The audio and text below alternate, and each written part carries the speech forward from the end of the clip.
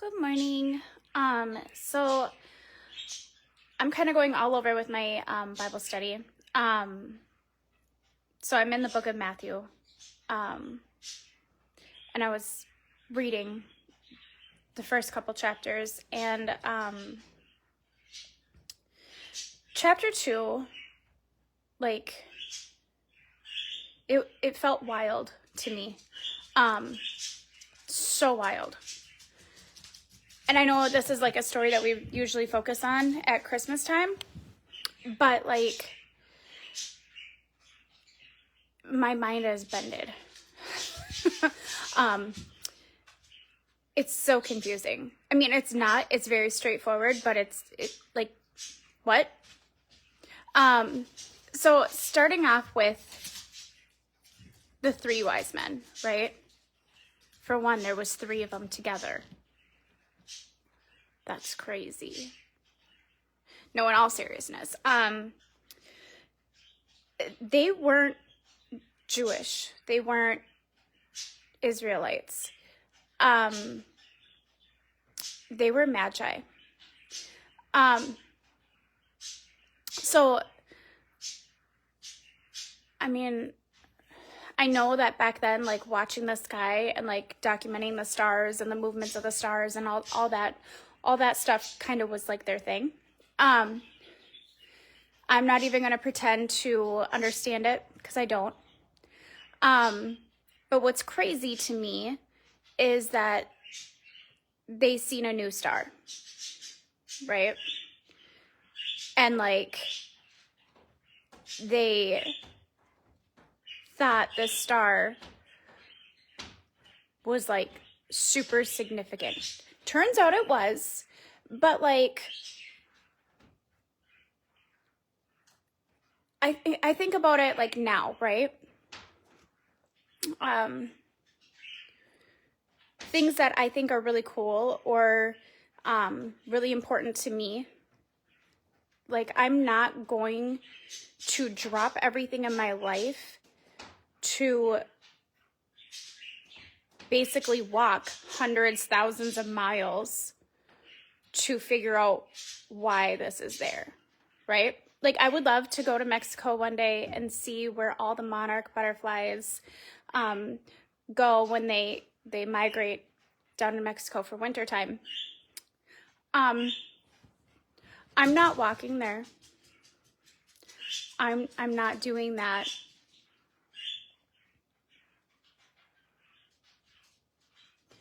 It's cool, sure. I mean, I don't understand the science behind migration. I mean, obviously, like, migration is so then you can like get out of the cold and be warm. But like, how do animals know when to go? I don't understand that, right? It's a mystery to me, and I'm okay that it's a mystery. So I digress. But they found such significance with this star. And they're like, yeah, we're going to leave our families, we're going to leave our lives, we're going to drop everything and ride camels, walk, whatever, thousands of miles to go and see where it brings us. And there's a prophecy, or there's an old story saying that when a star like this arrives, that's going to signify that there's a newborn king. That sounds insane to me. I'm not looking at the stars and being like, oh,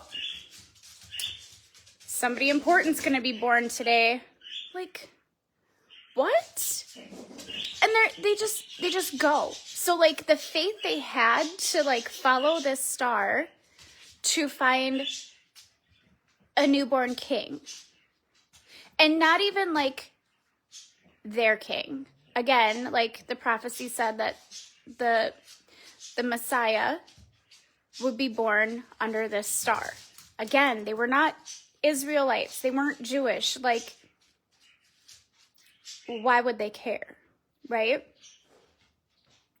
I don't understand that. So not only did they follow this star, but when they went and spoke to King Herod, and King Herod's like, oh yeah, once you find this really important Jewish king, come back and let me know so I can then go worship him.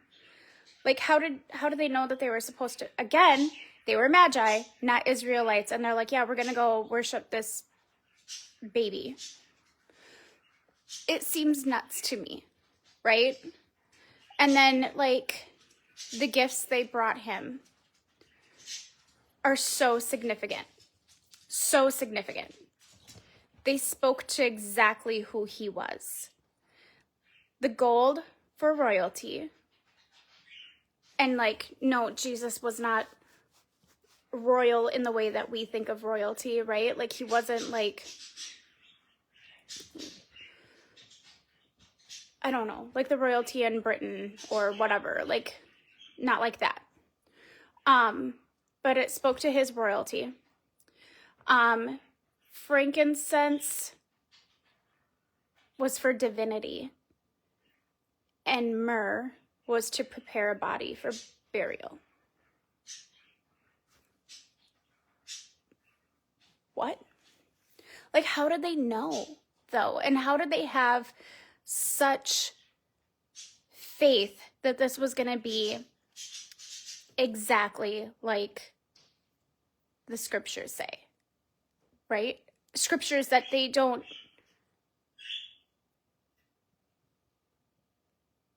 like worship to. You know what I mean? Like, it's not their religion. It's not their religion. So, like, what? So that was already, like, it's something that, like, is just so mind-bending to me. And then going back to King Herod, right? And I get that he was an evil king. He was not a righteous king that truly worshiped God.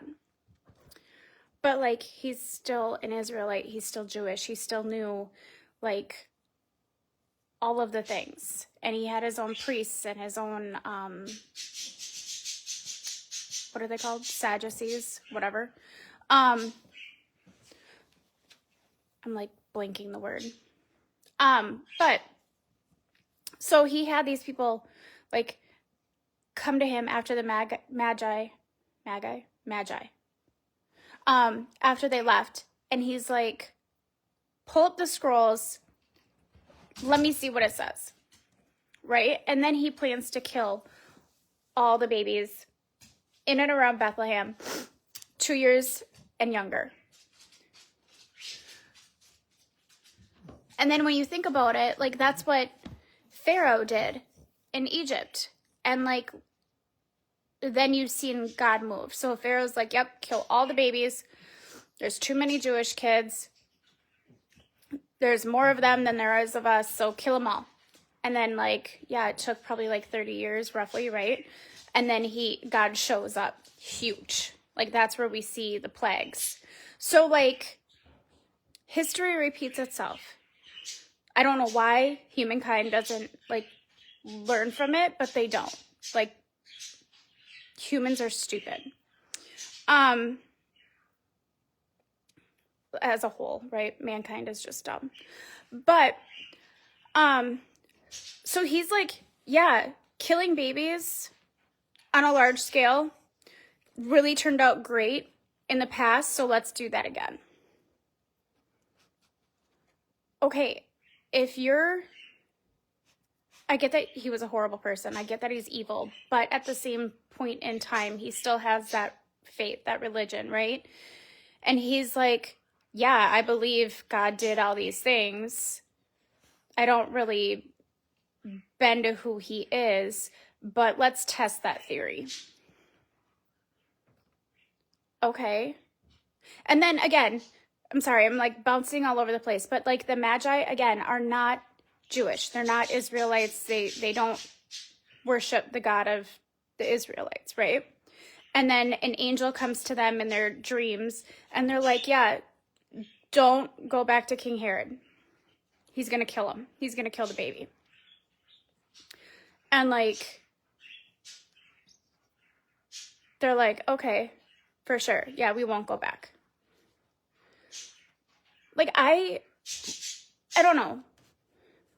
Not all my dreams am I like, wow, that was legit. I'm going to follow everything that happened in my dream, right? Like, it doesn't, I'm so not confused, but like, what? Like, my mind is blown by this, right? So, sorry, jumping back to King Herod. He knows the scriptures. He knows the stories. He knows who God is. And he's like, cool, let's test that theory. So you say this is going to be your son that's born? Yeah, me, a human, I'm going to send an order for my soldiers to kill all of the baby boys age 2 and under, because that worked out great in the past. And like thinking that anything he says is going to override what God says. I mean, I guess we see that today, but I think like the more advanced we get, the stupider we are. Just dumb. But it's fine, whatever. But like it worked out not well for King Herod. And obviously we know Jesus was not killed as an infant. That he went to Egypt and then came back, which made the prophecy of I will call my son out of Egypt come true. So me and my husband, we're doing this Bible study where we read and then we pick out, yes, Kelly. He was cuckoo. We do this Bible study though that like we read a chapter and then we pick out one verse that stood out to us and we write down what we think it means and then we write down a prayer for it, right? And usually I'm really good at picking one verse. So when I got to Matthew chapter 2, I literally put all of it. All of it. I couldn't pick one verse. Like it's so, it sounds like a fairy tale. Like I know it's not, like I know what happened, but I think like, you know, we're so used to hearing the story at Christmas that we're like, oh yeah, we know the story. Yep, it's special. It means a lot. But I don't think we think about all of it. The fact that there was 3 wise men that knew each other and hung out and were friends. I virgin birth, yep, for sure. I believe that. Like all of the other things, for sure. But the fact that 3 wise men were together and friends? What? Okay. I'm kind of kidding. But like, again, they weren't Israelites. They weren't Jewish. They didn't worship the Israelite God, the true God, right? And they're like, oh, hey, there's a star. Let's drop everything and follow it for a couple years. Like the whole story is like insane to me. It's nuts. I'm just wowed by it. Sorry, my little Yorkie is like wanting me to throw her a rope and then she won't give it to me.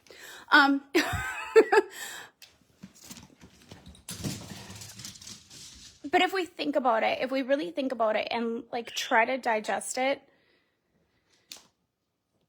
it's insane. And I will never not be wowed by like how just perfectly it worked out. It's insane. And then, like I mentioned, the gifts that signified who he was. Gold for royalty, frankincense for divinity, and myrrh to prepare his body for burial. He's like straight out the chute. And like, what? When I see a newborn baby, I might bring him a stuffy or a blanket.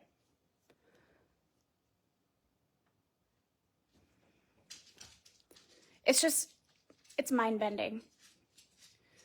So my prayer for this, I'm